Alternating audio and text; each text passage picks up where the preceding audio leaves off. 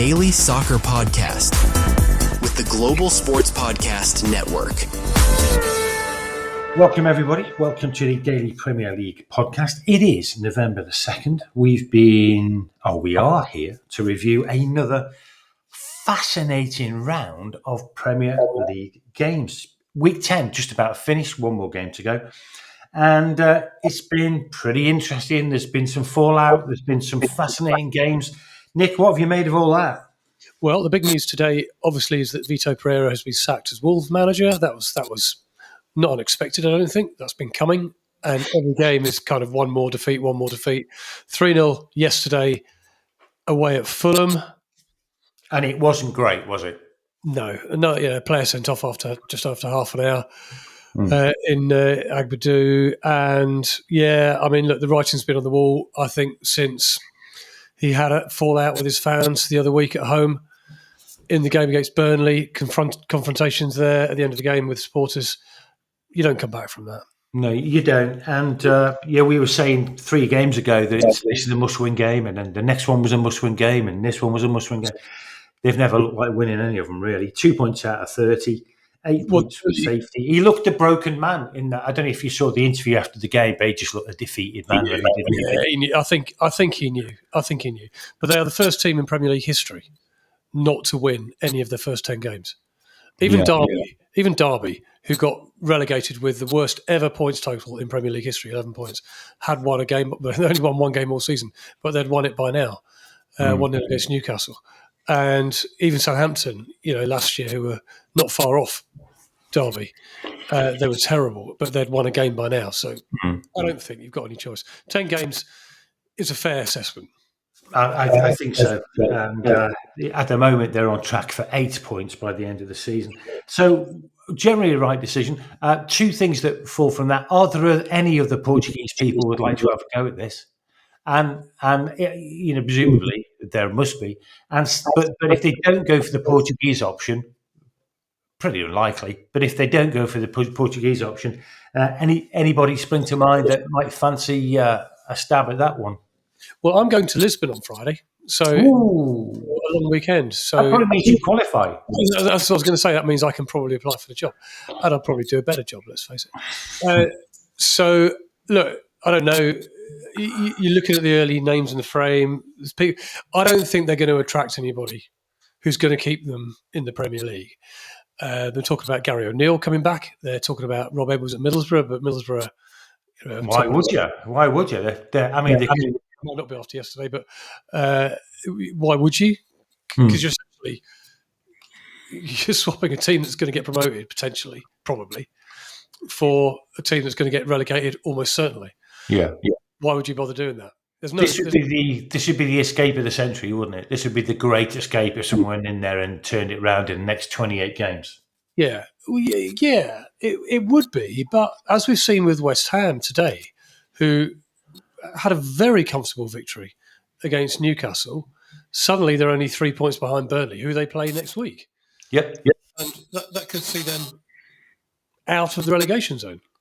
So, it's not impossible yet. There's only 10 games gone. But I just don't know if they've got the quality. It's fair to say that Pereira's not getting the best out of what he's got, but I'm not sure they've got the quality to stay up. They need to change. They need to hear a different voice. They need to have a different set of instructions, a different amount of passion. You're not, unless you change your manager, you're just simply not going to get that. But watch this space. We'll keep you updated. You did make a slight error at the start of the episode when you said the big news this weekend was Pereira being sacked. The big news this weekend is I've got 6 of the predictions right. You've got 5 of the predictions right. And all we've got left is Sunderland against Everton, which I've got down as a draw. You've got as a home win. So you've got a chance of coming back. It'll be 6-6 then. That's not bad. That's okay. Better than normal. Right. So kicking off then, let's have a whiz through all these games that got played. So starting with Brighton against Leeds. Brighton won that very, very, very comfortably. Brighton looked really, really pretty sharp. Leeds looked pretty poor. Didn't really create much. I don't think Leeds on the road are going to be much this season. I think their points are going to come from Ellen Road. Yeah. I don't think they're going to. And Danny Welbeck is now the leading English goal scorer in the Premier League. So scores, nice goal. He's got a new lease of life, really. He looks really sharp. Yeah, he's never hit double figures in his career, so this could be the season. Well, how much you got this season? Is it 5 now? Yeah, 4 or 5. He's one for the fantasy football team, I think. But Brighton looked full of running, full of ideas. Leeds just looked very poor, back foot to everything, second best. I think you're right. Leeds just aren't at it away from home at the moment. They're not the only ones, which we'll come to talk to, whose away form is letting them down. So Brighton ended up 10th. Leeds are down to 16th. Leeds are going to have to watch the step, I think. So are Burnley, who lost 2-0 to Arsenal, who scored another goal from the corner. Gyökeres knocking it in. Declan Rice, I thought, was really good in this. Yes. This is not good news for my fantasy team, by the way, because I got rid of Gyökeres and João Pedro this week, and both of them scored. Yeah. Sod's law. Maybe I'm the curse here. Look, Declan Rice is a great player. We know he's a great player. We said at the on the Friday podcast when we were predicting games, I think we both agreed this would be a very comfortable couple of goals to Arsenal and no drama, and that's exactly what it was. Yeah, they didn't really threaten Burnley. Dubravka had a good game to keep the score down. Without Dubravka, it could have been 4, couldn't it? I think he needed to. I mean, they had a massive XG. Arsenal, they had a 2.47 XG compared to 0.42 for Burnley, which means they were creating lots of good opportunities. So, they probably could have scored more. 12 shots, 8 on target. So, 2-0 flatters Burnley as much as it does Arsenal, I think, probably. And Arsenal just seem to go from strength to strength. They just look the team to beat at the moment. And there's been a few teams that have kind of turned things around a little bit this weekend, but Arsenal just seem relentless. They just look like a machine to me. Yeah, they do. They've got all the right pieces in the right order now, I think. Yeah. Okay, interesting. They are going to take some stopping. Yes, they will. I can't see anybody at this point in time, unless they have a real wobble. I can't see that happening. Talking about teams that seem to be back to their best or close to their best, Palace 2, Brentford 0. I thought Palace were pretty dominant in this. Long throw strikes again for their second goal. Mateta scores a lovely goal, I think, with that header. He had to put something on that. He had to put a bit of torque on that. His neck muscles were working overtime there. That's great. Great goal by Mateta, but Palace looked pretty comfortable throughout, I thought.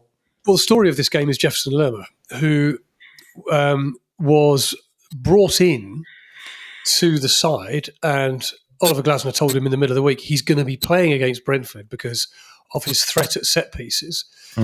And Glasner felt that the game is going to be decided on set pieces against Brentford.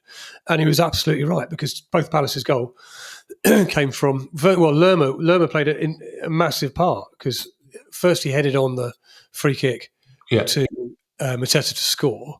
And secondly, it was Lerma's long throw, which Collins turned into his own net. Brentford being undone by a Brentford set play almost, because that's what they do so well. And so Lerma played a crucial part in both goals and therefore the result. And Glasner got it absolutely spot on in terms of bringing him into the team because of his threat at set plays. Yeah, makes a lot of sense. I just thought Palace looked like they were back at it, actually. I expect Palace to go on a bit of a run because they were impressive. Now, the game that kind of paid to Vitor Pereira, Fulham 3, Wolves 0. Wolves were tamed. To be honest, they were very ferocious, to be honest. The straight red obviously had a big part to play in that. I thought that was a little bit unlucky as a straight red. I can see why it's given as a straight red. I don't think so. I think it was a little bit unlucky. I don't. If you're going to go in like that, you risk it. You're asking the referee to make a decision. It's as simple. You've got to be so careful. If you're in Wolves' predicament, you can't afford to go down to 10 men, particularly when you're a goal down at that stage. And I just think you've just got to be super careful. Yeah, well, you have, but I think I'm presuming he was given as red because he was the last man. But it was close to a 50-50. I thought it was a bit unlucky. I can see why it's gone, but I feel a bit disheartened if it was me. You think it was a foul? Huh? You think it was a foul? Yes, it was a foul. Well, the minute you think it's a foul, then Josh King's in on goal, is he not? No, I don't think so, because I don't think he really had the ball under control. Okay, fair enough. Yeah. That was the thing that got me. I didn't think anyone had the ball under control. I think the ball was there for two players to win. He got there a fraction ahead of the other guy. It's definitely a foul. Is it a sending off? I'm not sure. But the rules are quite straightforward in this. If you deny an obvious goal scoring opportunity, in It other wasn't words, obvious, I don't think. That's my point. but if it's two guys battling for the ball and the striker gets there first, he's then Doesn't make it an obvious goal scoring opportunity, though. well, I don't know. So that would be my. I know I'm dancing on the head of a pin a bit, but that would be my view on it. It was all Fulham after that. Obviously, nice finish by Harry Wilson, I thought, for the second goal. Yeah, very comfortable. Fulham play well. Fulham do play well at home. They're adventurous. They're on the front foot. Whoever they're playing, they've not quite got the results this season, but whoever they're playing, they're actually good to watch. I hope the crowd turned up because on the back end of the week, one of their players was putting out a desperate appeal on social media for the fans to turn up because there's so many unsold tickets. Not something you see on the Premier League very often because there's about 98% occupancy. But Fulham were really putting out a rallying call for tickets, to which I've rather predictably met with comments from social media. Well, stop charging £105 then for a ticket in the main stand, and we might turn up. Yeah, that is a little bit excessive for Fulham, to be honest. Right, as we know in football, it pays to get your team selection right. And here at Global Sports Podcast Network, we spent a lot of time selecting our delivery partner. We chose Zencastr. Zencastr makes it easy to bring your vision to life, share it with your audience, wherever they may be. It's got 4K video recording, it's got really easy AI editing tools and top-tier distribution tools, and they're all in one place. So if you've got a story to tell it with Zencastr. Check the show notes for more details.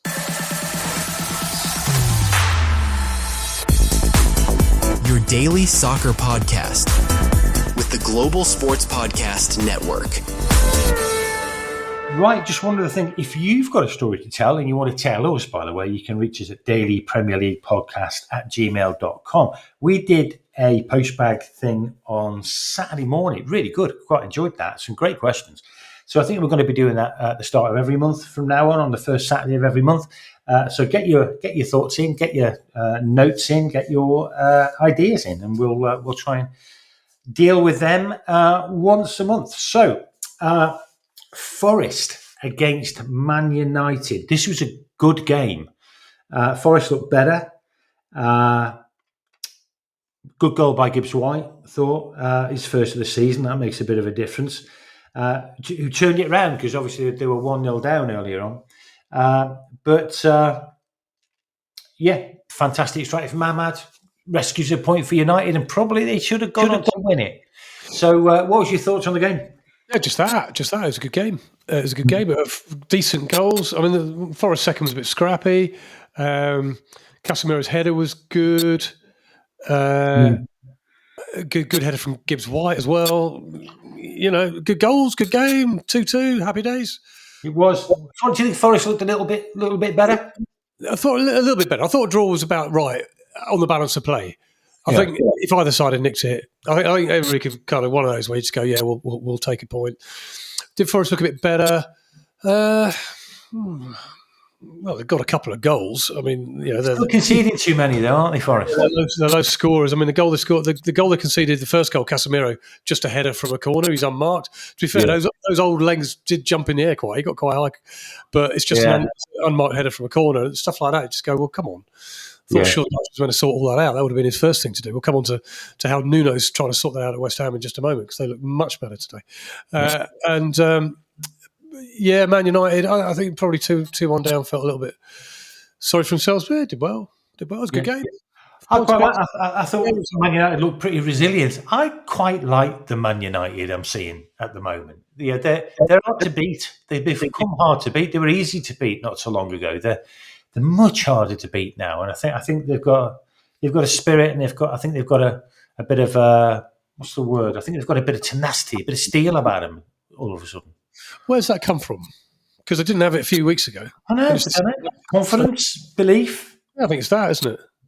Yeah, becoming used to the system. I mean, those things, I suppose. But they do look at a different team, completely different team.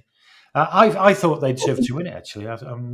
If anyone was going to win it at the end, it was going to be United. And I like the fact that United went for the goal. They went for it at the end. Yeah. No, so Spurs Chelsea. I still can't work out why Spurs are fifth. I just don't think Spurs are fifth material. I know they are fifth. Chelsea are now sixth, even after losing at home. Chelsea look sharp. Spurs look really lacklustre, and they've got no one up front. I don't see how they're going to stay in fifth. Yeah, no, neither do I. I'm just watching that goal again by Diallo. It's such a good hit. It's such a good hit from on top bins from outside the corner. Yeah, Terrific. Tottenham, I watched this game. I watched the entire 90 minutes of this game, and I don't know why, because it's 90 minutes of my life I'll never get back. Tottenham were wretched. I mean, they were rubbish. Yeah. Chelsea was so much better and should have won by more than one. Caicedo, great player. Isn't he? He looked good all over the pitch. Yeah.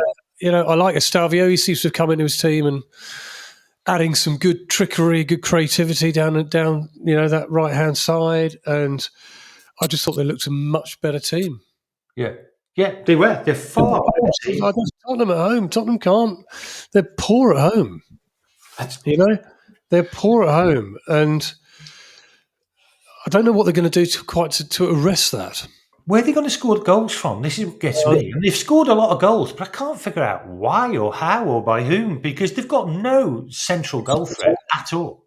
No. I mean, we've talked about Richarlison before. He didn't start. So Moani started on Saturday, and he didn't really offer anything. I mean, if you look at the back three. Sorry, if you look at the three you play behind the striker in this sort of 4-2-3-1, you've got Kudus, you've got Sarr, and you've got Bergvall, all of whom are good players. They can all create, they can all score, they can all do, they can all do stuff. Richarlison came off the bench. Simmons came off the bench early because Bergvall was injured. Didn't really. I mean, they can. Brennan Johnson, they can all on their day do something, but that wasn't their day yesterday. They didn't really impact the last 15 minutes where you're thinking, right, okay, they're going to throw the kitchen sink at Chelsea. Nothing happened. Absolutely. No, really disappointing. I think Spurs just don't look very good to me. I think Spurs are going to go on they're going to topple their way down the Premier League, I think, in the course of the next few weeks. It wouldn't be at all surprised if they're 12th or 13th by Christmas. Which is still better than they were last year. Huh? Still better than they were last year. Well, yeah. It's very hard not to be. I mean, 17. But I couldn't quite work out how they'd reached the dizzy heights of third and things like that. They got off to a good start, and it's never impressive to watch. When you see some teams and you see why they're up there. I've never seen that in Spurs. But anyway, there you go. Liverpool against Villa. Now, Liverpool, hey, the fifth wheel didn't fall off. 4 wheels have fallen off, one after the other. But actually, Liverpool looked a lot better shape. Gravenberch makes a difference, I think. Yeah, Gravenberch makes a massive difference. They did look better.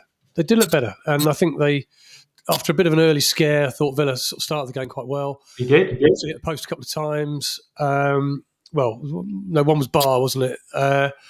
And probably felt a little bit unlucky that they weren't winning the game. But once Liverpool got there first. Yeah, but what a gift. Martinez. What a gift. It was a better finish, by the way, than you think it might be. Clever, wasn't it, where he went round the fullbacks, the back of the fullback. Fullback. I know he hit it first time, and obviously Martinez, having inadvertently passed the ball straight to him, was out of his goal.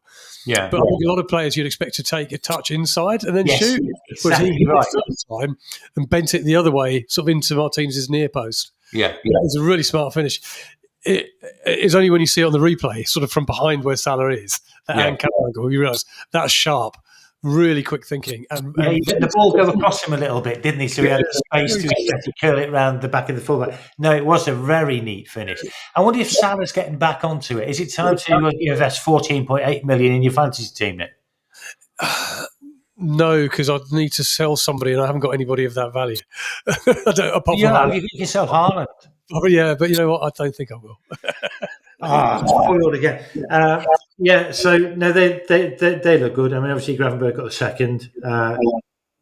Big deflection, wrong-footed Martinez, but Liverpool just looked the far better team. Yeah, They're I up think to third all of a sudden.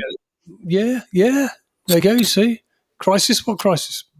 I don't know, strange. But they've only won 6 and lost 4. I mean, it's not that great, but I mean, they don't draw many. They don't draw any, in fact. Villa, yeah, it was I mean, Villa were good first half. I thought they had some good opportunities. Could easily have been. We said, I think, on Friday that Villa are going to score first, and they probably should have done. It might have been a completely different game if they had, I think. Yeah, possibly so. Yeah, possibly so. But I think overall Liverpool were the right winners. Yeah, I think they were the better. It just looks a lot more fluent than they have done in recent weeks. Yeah, So, they were the better team. Okay, Global Sports Podcast Network has partnered with Bioniq, the world's most personalised supplements, because your body's unique. Because without knowing what deficiencies you have, taking off-the-shelf supplements mean you're probably not getting enough of the nutrients you need. You're probably getting too many of the ones you don't need. So Bioniq provides 100% tailor-made supplements designed to deliver precisely what your body needs at exactly the right level. So click on the show notes, use the code JSPN 2025. You'll get 40% off your first order.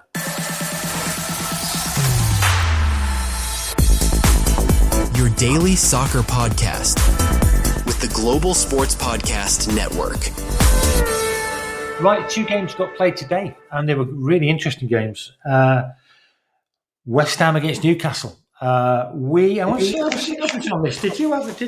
I think you had Newcastle comfortably winning. You did. I had it down as a draw. West Ham never really looked in much bother. They went 1-0 down very, very early on, but after that it was all West Ham. it was a funny one, wasn't it? It's a funny one because you think they got off to a very difficult start. Jacob Murphy scored a goal early on in the game. Nicely taken.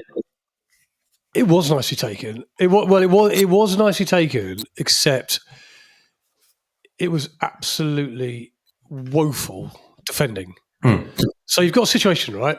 You've got a situation where Jared Bowen, up the other end of the pitch, hits the post with a lovely shot, really good shot. And, I mean, only 3 minutes into the game at this stage. And Newcastle then break, so possession is turned over. And they go up the other end. And as they're progressing, Bruno Guimaraes picks up the ball and he's driving forward in the middle of the pitch. There's literally nobody near him.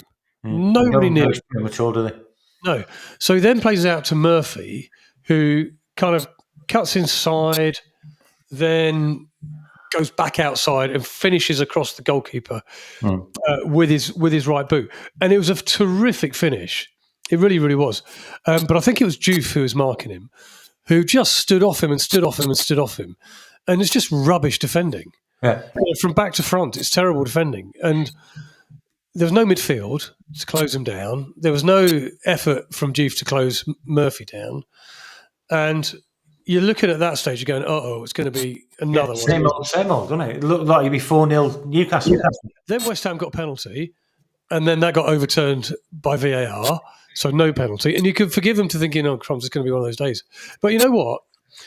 Almost from that moment on, for the other 86 minutes plus stoppages, they were the better side. They were the better side, and they deserved their win. And you've got to look at Nick Pope, definitely, for the first goal. He's come and he should have caught a cross and he's elected to punch. And then Pakistan's had a shot which he should have saved and it goes in. Pakistan looked good though. He looked sharp all the way through the game. He looked good. He looked good. Then, of course, the second goal was an unfortunate own goal. It was unlucky. It was unlucky. He's just stuck his foot out trying to defend a cross, and it's wrong-footed Pope and rolled in. And then the last goal was very much the last kick of the game, 98th minute, Thomas Souček. But it was no more than West Ham deserved. They were the better side throughout that game. Newcastle, I have not seen them play that poorly. I mean, I know they're not good on the road this season, but I've not seen them play that poorly. And he took he took Voltemada rather off at half time. I mean, I was a bit surprised by the substitutions at half time. He obviously wasn't liking what he was seeing. He made 3 changes. He made three changes at half time. Yeah, I thought, what's that all about? Because I mean, Voltemada has been the kind of but honestly, touchstone. Honestly, you could have taken all 11 off. If you're going to make 11 subs at half time, make 11 subs, because not a single one of them had a decent, apart from Jacob Murphy, who I thought played well all game, really. But he took Voltemada off, he took Anthony Gordon off, he took Emil Kraft off. And, he put on Shah, he put on Ramsey, he put on Asula. Ramsey looked quite lively. But it's strange to see that 3 of Fernandes, Potts and Paquetá in that midfield, because they both play 4-3-3, see? Yeah. In the midfield, totally outwork and outrun and outplay the midfield 3 of Newcastle, Joe Linton and Bruno Guimaraes and Tonali. And you don't often see that. Well, no, because we often, and you particularly often praise that midfield as being one of the best midfields in the Premier League. I think there are a great 3 in there, but not today. No, all over the pitch. And, a word particularly for young Potts, who was making his debut. His dad, Steve Potts. Do you remember Steve Potts? Yeah, that's it. Yeah, remember those days. Anyway, his lad was making his debut, Premier League debut today, and did really, really well in that midfield area. Really well. Scored a goal. Thought he'd score, but got to flag from the shame. But no, listen, I think probably the big takeaway from the game, apart from the fact that West Ham won 3-1 and won a game of football, was that they just looked so much better defensively. So all those goals that they were conceding from corners at the start of the season, they were not in trouble from corners at all. They defended everything really, really well. And I thought there was a lot of there was a lot more kind of body on the line stuff from West Ham that we haven't seen. There's a lot more kind of defending with passion that we haven't really seen. Organised. They only had 38% of the ball, just under. Newcastle had a lot of it in the second half, but just probed and they didn't really look like they were going to score, did they? No, could be playing right now. Could have been playing right now, they still wouldn't have scored, even if West Ham had gone home. What do you think about Newcastle are not great away from home. In fact, they're dreadful away from home. And they're particularly bad when they go to London.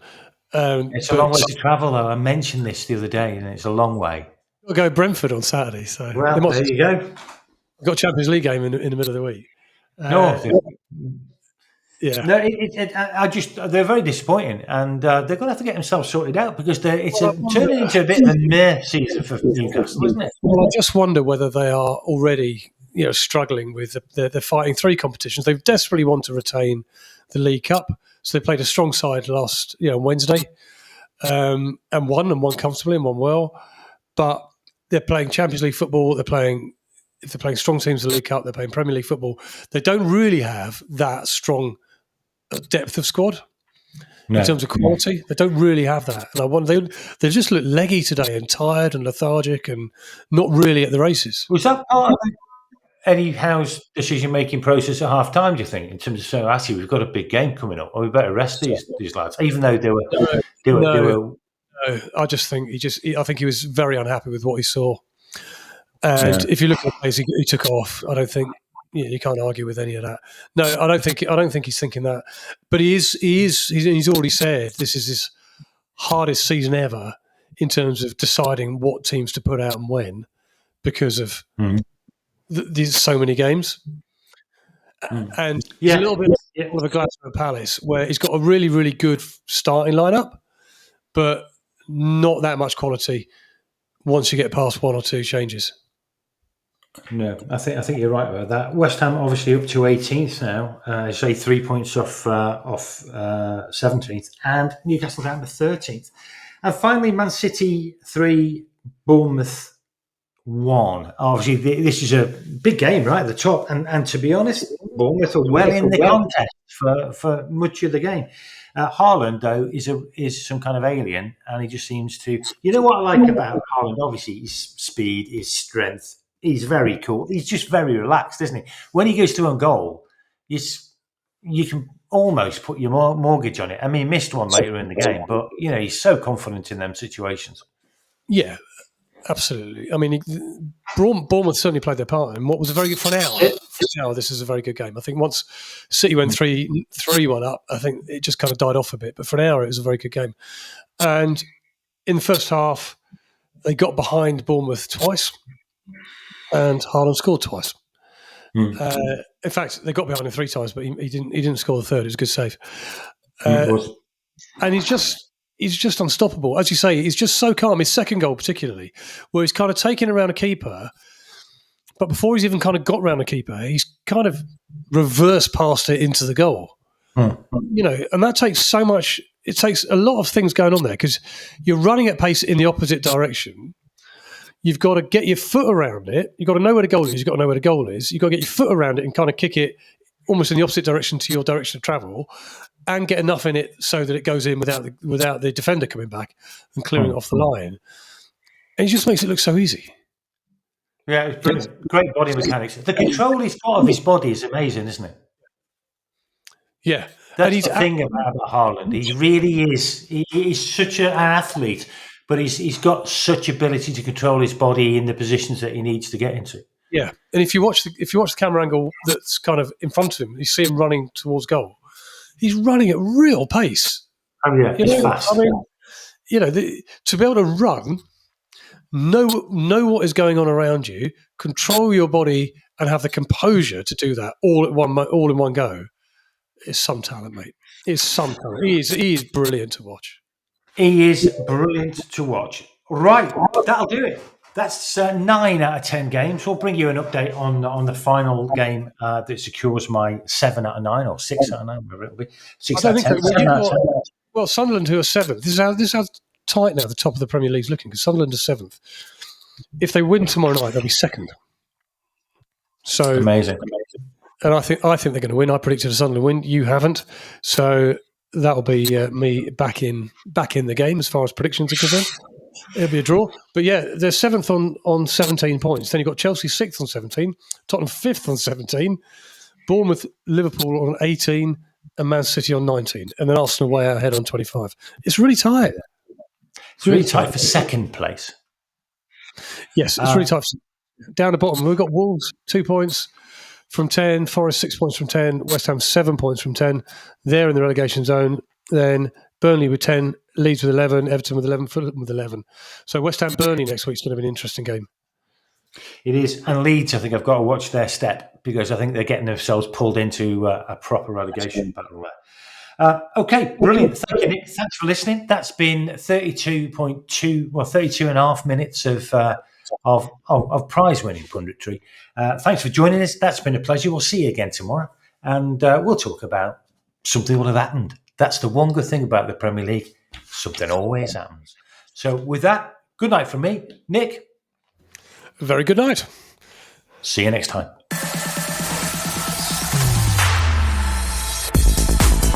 Your daily soccer podcast with the Global Sports Podcast Network.